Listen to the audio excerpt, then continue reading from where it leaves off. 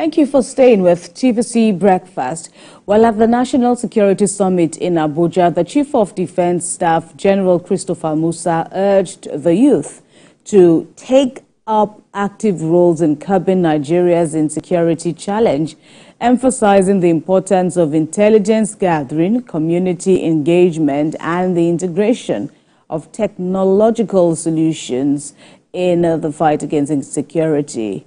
AVM Ibrahim Adeleye, who represented the CDS, also said the youth play a critical role in shaping the security landscape of the nation. And these security issues such as terrorism, banditry, kidnapping for ransom, farmer-herder crisis, separatist agitations, militancy, transactional crimes have all adversely affected the Nigerian economy. And to mitigate these challenges, General Musa emphasized that collaboration amongst stakeholders and active involvement of the youth are essential in forging the needed synergy to curb this problem in the country. We have with us in the studio public affairs analyst Michael Adeleye. Thank you very much for coming on board. It's good to see you again. This issue of youth involvement in nation building and within the crux of our discussion, curbing insecurity, isn't entirely new. This is something that people have always been talking about. But how do you see this really working out, practically? Where is the place, if you would, look at it critically, where is the place of the youth in curbing this monster? Thank you very much and good morning. Thank you for having me. I think the statement made by the representative of the CDS is actually coming at the right time. But ideally, that statement should be coming from the executive or the lawmakers, not from the CDS. But I think the CDS have been overstretched over time. That's why they're talking about this. I mean, when we're talking about insecurity, banditry, incessant killing and all that, we haven't really gone to the root cause of these issues. I mean, every now and then you have our lawmakers inviting the military architecture for questioning at the National Assembly. That's not the way to go. Right. Look, the military has, from my analysis that I've done over the years, the military has only about 20% stake in this whole crisis. And the reason for that is, look, if you bring all the military architecture from anywhere in the world, from the United States of America, they aren't going to be able to curb this incessant menace that we have in this country. The root cause is what we need to look into. And I'm going to be talking about, I hope we have enough time in here. I'm going to be talking about one or two reasons, or a few reasons why we're having this. The military can't really eradicate. So for you, the root cause, so a key root cause would be, what I'll be talking about. What would it be? Yeah. Now, we will be talking about population explosion. Right. We will be talking about youth, which constitute about 70% of the population. We will be talking about the National Assembly, the lawmakers, their role they're meant to play in the whole process. We will be talking about the roles and the duties of the NOA, that's the National Orientation Agency. All this comes together. If we don't actually visit and actually look inwards into all these issues, the military architecture cannot, and I will repeat, cannot actually deal with this whole menace. In the issue of, apologies, Ibrahim, but I just wanted to take you up on some of the points that you just made to elaborate on one of them, the issue of population explosion. What exactly are you, suggesting? Do you want governments to clamp down? We've seen countries clamping down on a number of children that one can have, but do you see that, or what do you want exactly regarding the issue of Nigeria's population as a link to insecurity? Yeah, population explosion or growth has its pros and cons. Right. It depends on government policies. Now, if you have, like in Nigeria, where you have population explosion, what are we doing about those manpower that we have? That is the question. Now, in a country like this, when the population explodes the way we are now, you're going to have people fighting for space. That's why we have all these land disputes everywhere. We don't have the right policy by the government to actually regulate the land ownership of every community, the state, and the national area in this country. We're going to have this farmers and herders issue, which has been going on for quite a long time now. The herders, their herds need to feed, they need to eat. In every other climb, they actually have a regulation about how herders actually operate. They have how they regulate how those herders actually feed their herds. But we don't have that in this country. So the farmers go out of the farm, plant their crops, the herders comes in and eats all the crops, then the clashes happens. What are the government doing about that? That's another area. So when we have the conflict, incessant killing about farmers, herders conflict, that is population explosion because people are fighting for space to feed themselves, to actually make a living for themselves. That is an area we need to look into. Then also, sorry, before we move to the other point, I'm just wondering how people are fighting for space, really, because Nigeria is a very large country. It is, yeah. It's very big, and when you travel to other states, you see some expanse of lands. Maybe most of them belonging to the government. But does it really mean that we don't have enough space to accommodate everyone? Because every one of us, is here, apart from the fact that some are outside of the country. I really want to get the picture you're trying to paint. We have enough space, but there is no policy in place of how to actually regulate who actually owns what, who actually move from point A to point B. Now, in this country, people will have like the land grabbers, for example. You buy a land, somebody comes and says, this is my land, and the conflict starts from there. Then there's going to be issues in there. So the issue, we have enough space of land in this country, but there is no land regulation. Starting from communities to state to federal, we need to look into that, or else we're going to be having this issue all the time. And there's also the issue of one particular point, that always sticks out is the issue of community policing. And I think you hinted at it in the beginning of your analysis, where you said it's interesting. What makes this position of the military interesting is that it is coming from the military. The fact that the issue of community policing. Where do you see this all going? Eventually, the government has said, okay. Perhaps now is the time to implement the clamor for state police and all of that. But for community policing now as a recipe to correcting the insecurity trends we are seeing playing out in the country, where would the youth, best fit in? Do you see this as, a good way, even though we also need to correct the causes or address the causes, as you have said? State policing is quite a very good suggestion. And if the policy is actually being implemented, I think it's going to work. But the fear of people is, what's the state government? The part they're going to play in using those state policing to their advantage, that is what the fear is. But having said that, in the other climb, you have the federal policing system, then you have the states, you have the local government policing system, but the authority comes from one place. Now, if you have a state policing who actually bastardize or actually misuse their powers, then an authority will come from somewhere, like the federal, to actually control and actually make sure that that issue is being maintained in there. If we don't have state policing or community or local government policing, we're not going anywhere. If you want to take up, if a policeman wants to take up an order, he needs to take an order from Abuja. You are in Lagos, you are in Osho, the Shomo local government. Something very important that you need to take an action is happening there. You can't actually do anything. You need to take an order from Abuja before you can actually do that. It's not going to work. Every community knows themselves. Every local government knows themselves. So if you have local government policing system, you have state policing system, they know themselves. So how to actually organize themselves in those areas is actually quite imminent. So we need to look into that strictly and very carefully to actually begin to look, how are we going to begin to develop state and local government policing to actually be able to decentralize the way how power comes from the federal. If you look at the menace of insecurity, coming in different toga, we've got kidnapping, got cultism, etc.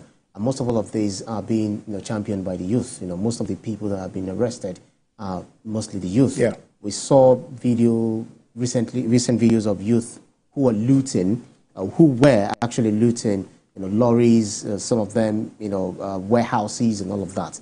I'm wondering, where did we actually miss it? Do you feel that this same youth that we are asking to help us fight, insecurity, are still the same one that are perpetrating it? Exactly what do you think can be done to, you mentioned the role of the NOA. Maybe that's where you come in now. Yeah. Mm. Thank you very much. I think, let's ask ourselves a question. What is the population of this country? Some people say 200 million, 230 million, whatever the population figure is. The youth constitute over 70% of this population. Do you know what? They have no hope. They don't know where to get. Look, the unemployment rate in this country is becoming alarming. Mm. Now, what do you want this youth to do? They go to universities. They go to other educational platform. They graduated. They come out. They have no hope. They have no job. And they're growing by the day. If the employment rate is not looked into, majority of all these youth have no skill that the employers need to take them on to get a job. Majority, this is my field that I'm telling you, majority of these youth who graduated are half-baked. They don't have the prerequisite skills that employers need. What is the government doing about that? Our national curriculum system is not addressing this. Everybody wants to go into university. And I keep saying this over time. Universities is not for everybody. But that is the way everybody wants to tailor their career through, path through. What's happened to our technical education? As we speak today, we have no skilled artisans in this country. Gone are those days when we have huge investments on our technical education, where you have our youth that go to study. Some go to university, are great, but majority goes into technical education to study plumber, carpentry, tiling, and all that. What happened, to all those areas today? If you need to build a house today, the construction industry in Nigeria is suffering. If you need to build a house today, you need to go out of the country to go get a tiler, to Togo, to Kosoni, to Benin Republic, to get tiler, to get plumber, to get electrician. Now, all this our youth, this is what they're meant to be doing. What has happened to the budget of our technical education? We need to look into that. There is huge gap in unemployment. Our youth don't feed themselves. They need to buy clothing. They need to enjoy their social life. They don't have the money. They don't have what it takes them to have a living standard. So what do you expect them to do? There's a saying that goes, an idle hands is the devil. So that's what's happening. Let anybody come in and tell you that we're going to bring in a security architecture to actually curb insecurity. It's not going to happen. Because the people who actually are perpetrating these issues are the youth. And you can't really blame them. I'm not supporting what they're doing, but the point is, if they don't have nothing to do, they have to leave. Yeah, but then, if you look at countries like the United States of America, most of those who also perpetrate crimes there are the youth. Would you say that because they also share in the same thing that they have unemployment rate issues there too? But most of those who gun runners, the kidnappers as well, those who foment trouble, they're usually the youth. So how does that single out Nigeria? The question is, what is the percentage? What happened in America or in the Western world is antisocial behavior. Right? Now, let me use the UK, the United Kingdom as an example. It is a crime if you're not working, if you don't have a job, if you're not on the employment benefits or job seekers allowance. It is a crime because the point is, they're going to ask you, what are you doing to survive? You have a database. We don't have a database here. What's going on with all the youth who are unemployed? Mm. In the United Kingdom, every single person, from the youth to the adults who are not working, under the database. So they know the number of people who are not working. So they put them on benefit. They pay them every 2 weeks. They pay their house rent and some other benefit. So if you commit a crime, like what's going on in Nigeria here, it's a huge penalty. So you have to know, if you can't do the time, don't do the crime. Do you understand? So the point in here is, we don't have hope for our youth. What are they going to live on? So the percentage, like what you just said earlier, the percentage of the crime perpetrated in the West compared to what is happening here, it's just alarming. Do you understand? don't get me wrong, no country in the world. Exactly, because even the United Kingdom isn't no country in the world that you don't have crime. But the rate is what you need to look into. The one that is happening here happens every single hour, every single minute. And the rate of killing going on as well. The kidnapping is now a big business. Are we not all here when some state governments made laws that if anybody has been caught kidnapping, they're going to send them down the gallows to, for execution? Now you tell me, how many of those kidnappers that has been caught, has been prosecuted, has gone through the law that's been made? So when you make a law and you're not enforcing it, it becomes, everybody say, right, nothing happens to that guy, he's done it, so let me do it because there's money in it. Everybody's doing it. That is why kidnapping is actually profiting as we speak. Because there is no, we love to make laws in this country, but we don't have the enforcement to make it happen. All right. And another thing now is, I wonder what your thoughts are on the use of social media. You know, these days we're having, such a tech-savvy population. We are not there yet. There are still so many people who are not, captured under the internet literacy population. But the issue of social media usage by the youth have also, drawn the ire of government, so to speak. Some saying, it's a tool that is being used to perpetrate insecurity. They're having too much freedom of their hands. The power on social media should be clamped down. Where do you stand in this argument? I think the government has actually goofed on this area. I mentioned earlier the NOA, National Orientation Service. Can somebody tell me what are the duties and responsibilities of the NOA? This day, as we speak, I remember when I was growing up, when I even came to this country, you barely see people walking on the street smoking cigarettes, right? What do we see these days? Promoting people smoking marijuana on national TV. You see all our artists having alcohol, bottle of alcohol, drinking, smoking Indian hemp. You're telling everybody it's a good thing to do. No, I don't think any national TV shows that any longer. Because or perhaps you're referring to, is it music videos you're talking about? Music videos, concerts, and the likes. Is that what you're talking about? Social media, that's the basis of the social media. They use those ones. So the point is, the National Orientation Agency, in their job, you see, they're not telling anybody how to be patriotic. That's right. They're not telling everybody how to be patriotic. Now, if nobody is telling all those kids out there, people smoking marijuana, drinking alcohol, and all that, all this antisocial behavior, but that's their duty, and nobody is talking about it. Then it goes on. So when somebody gets drunk, it's on drug, on alcohol, they go out there to commit crime. Okay, so you think that this is also, coming from, what they learn on the social media? Absolutely. All right. Absolutely. All right, Mr. Adeleye, we'll end this conversation right away because we've run out of time. We're inching to the top of the hour, but thanks a lot for all that you have spoken. We look forward to another engagement with you on, other topical issues. Michael Adeleye there speaking with us on TVC Breakfast, and that's how we wrap up the show this morning. But first, before we go, that is, we must warn that all the views and reactions of our resource persons are theirs and have no connection with TVC News. From all of us here, thank you for watching. Up next is Your View with the ladies.